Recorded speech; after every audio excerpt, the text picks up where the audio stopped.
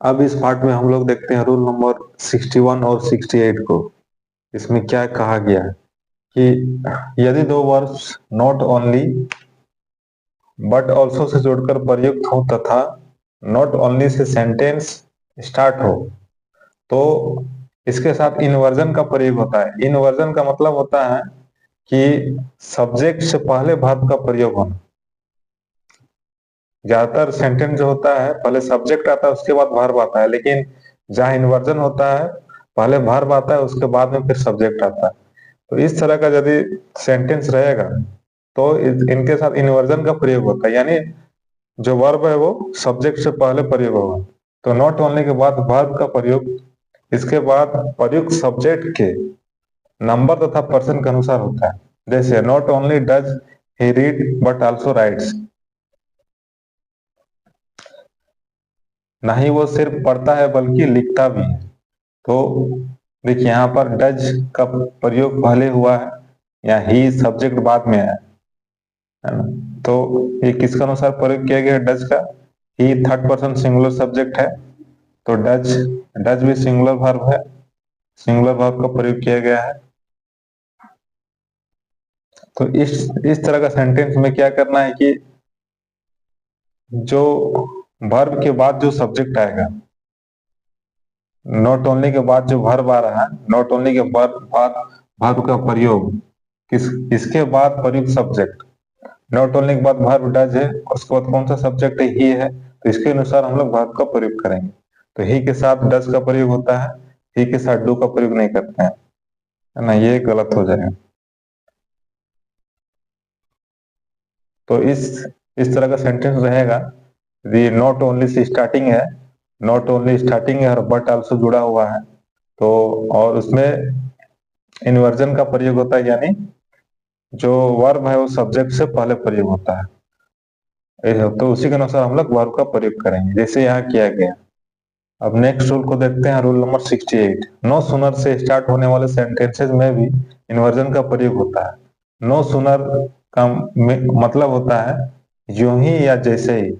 तो यदि ये नो सुनर से स्टार्ट हो रहा है वर्ड तो इसमें भी इन्वर्जन का प्रयोग होता है, यानी इसमें भी वर्ब का प्रयोग सब्जेक्ट से पहले होता है।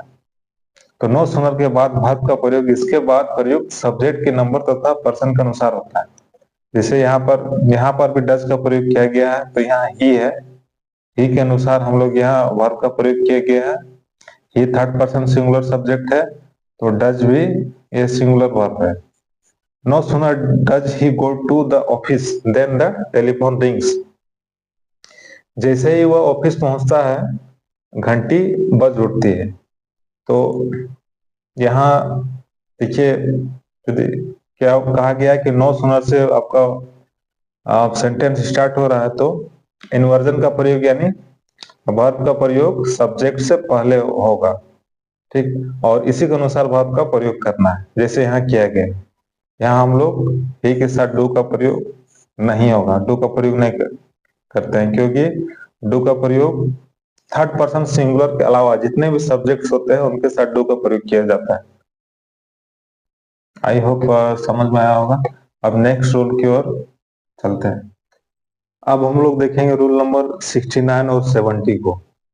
इसमें क्या कहा गया है देखिए कि much, rule number 69, much, much more, little less तथा मच लेस का प्रयोग क्वांटिटी यानी मात्रा को रेफर करने के लिए एडजेक्टिव ऑफ क्वांटिटी के रूप में होता है।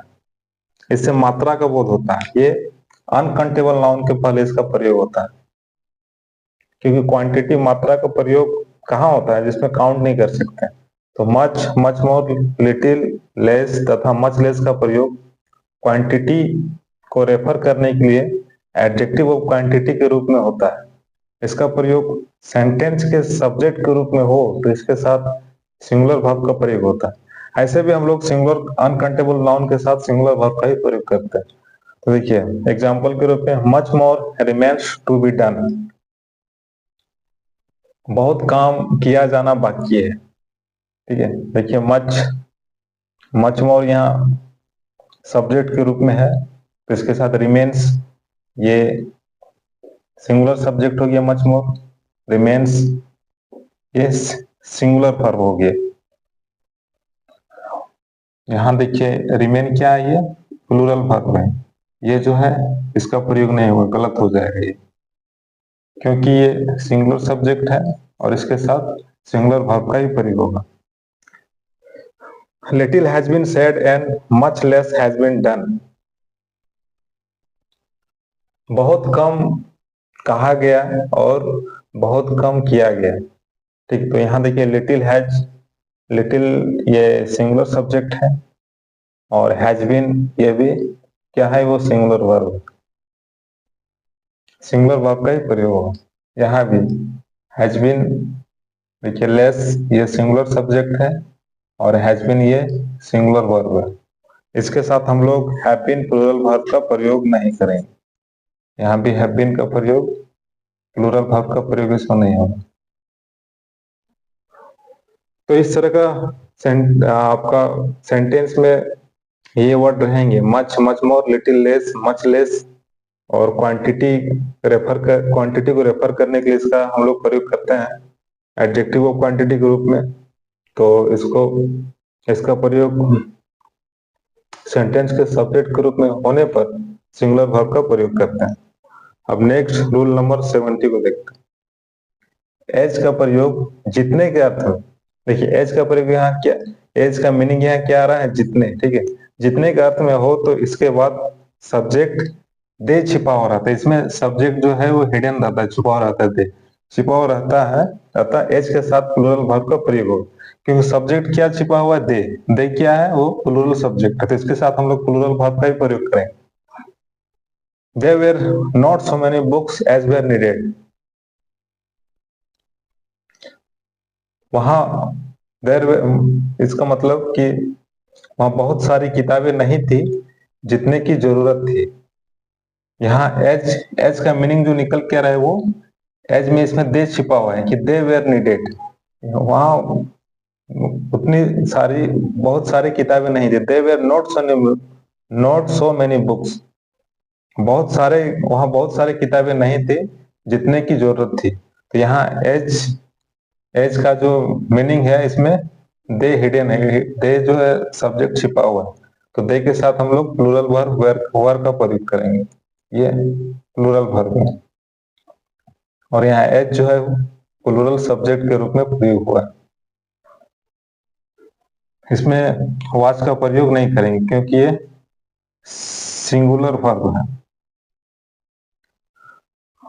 तो याद रखना है कि एज का प्रयोग जितने के अर्थ में हो तो इसके बाद सब्जेक्ट दे छिपा हुआ रहता है, अतः एज के साथ प्लूरल वर्ब का प्रयोग होगा, क्योंकि जो हिडन सब्जेक्ट है वो दे है, तो दे प्लूरल सब्जेक्ट है, इसीलिए इसके साथ प्लूरल वर्ब का ही प्रयोग होगा। वहां बहुत सारे किताबें नहीं थी जितने की जरूरत थी। अब नेक्स्ट रूल की ओर चलते हैं।